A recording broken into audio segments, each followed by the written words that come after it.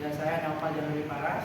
Jadi kami akan membahas tentang termoregulasi, respirasi otot, dan sistem saraf atau sistem fisiologi manusia. Yang dimana sistem fisiologi manusia adalah kumpulan proses yang memungkinkan tubuh kita untuk berfungsi dengan baik. Ini mencakup termoregulasi, respirasi, sistem otot, dan sistem saraf. Dengan memahami bagaimana sistem-sistem ini bekerja, kita dapat menjaga kesehatan dan kesejahteraan kita. Selanjutnya, mengatur suhu tubuh. Yang pertama, termoregulasi tubuh. Tubuh manusia memiliki kemampuan untuk menjaga suhu internal pada rentang yang stabil sekitar 36 sampai 37 derajat Celcius.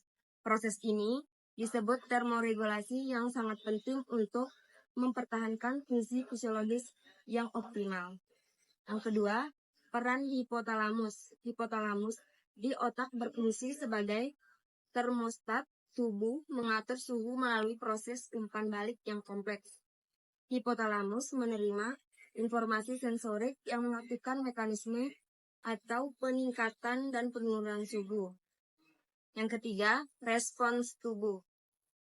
Tubuh dapat merespon perubahan suhu dengan berbagai cara, seperti berkeringat, menggigil, vasokonstriksi, dan vasodilatasi. Pembuluh darah ini membantu menghasilkan atau menghilangkan panas untuk menjaga suhu tetap stabil.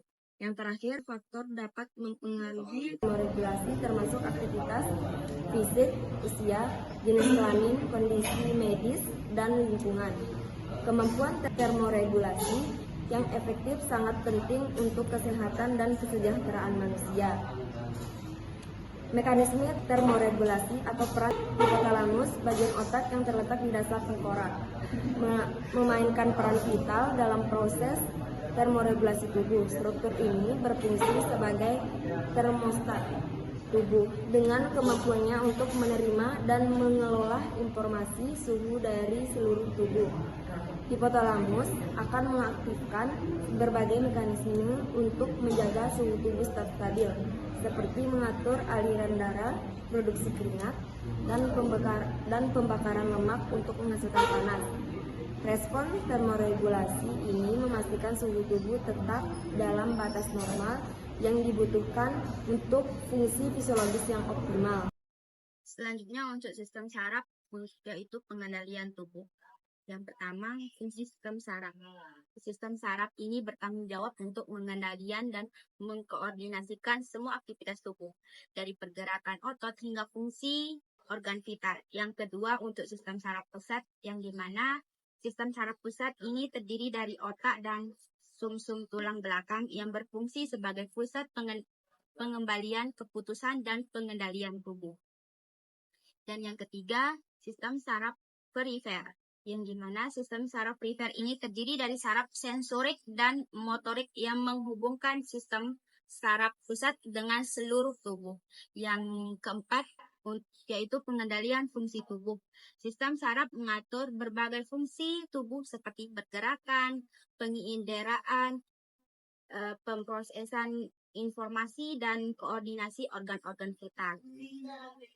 Selanjutnya untuk sistem saraf pusat dan perifer, yang dimana sistem saraf pusat ini terdiri dari otak dan sumsum tulang belakang yang berfungsi sebagai pusat pengendalian seluruh aktivitas tubuh.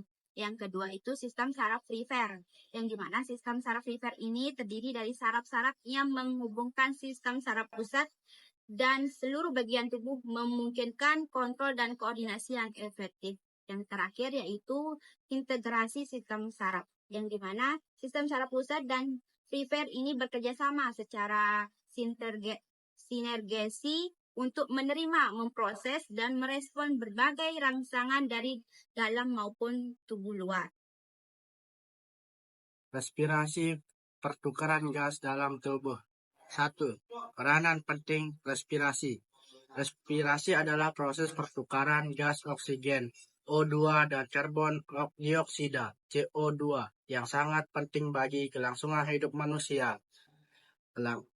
Oksigen dibutuhkan untuk metabolisme sel, sementara CO2 merupakan produk simpanan yang harus dikeluarkan dari tubuh. 2. Mekanisme pernapasan. Saat kita bernapas, udara akan masuk melalui hidung atau mulut, lalu mengalir ke dalam paru-paru. Di sana terjadi pertukaran gas oksigen dan karbon dioksida melalui dinding alveolus. 3. Peranan diafragma dan otot pernapasan. Gerakan naik turun diafragma dan kontraksi otot pernapasan memungkinkan terjadinya inspirasi, menghirup udara, dan ekspirasi, mengeluarkan udara secara bergantian. Selanjutnya, struktur dan fungsi organ-organ sistem pernapasan. Sistem pernapasan manusia terdiri dari hidung, faring, laring, trakea, bronkus, bronchiolus, dan alveolus yang bekerja secara terintegrasi untuk memfasilitasi mekanisme pernapasan.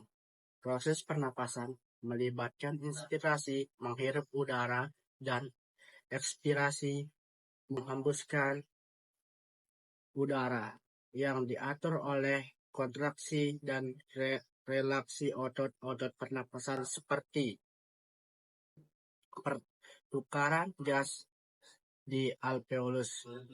Di dalam alveolus terjadi pertukaran gas oksigen dan karbon dioksida melalui proses difunsi, di mana oksigen masuk ke dalam darah dan karbon dioksida dikeluarkan dari darah. Jadi itulah tadi yang dapat kami sampaikan tentang termoregulasi, respirasi, otot, dan sistem saraf atau sistem fungsi fisiologi manusia. Dan saya ucapkan terima kasih kepada teman-teman yang sudah menonton. Jangan lupa like, comment, share, dan subscribe. Wassalamualaikum warahmatullahi wabarakatuh.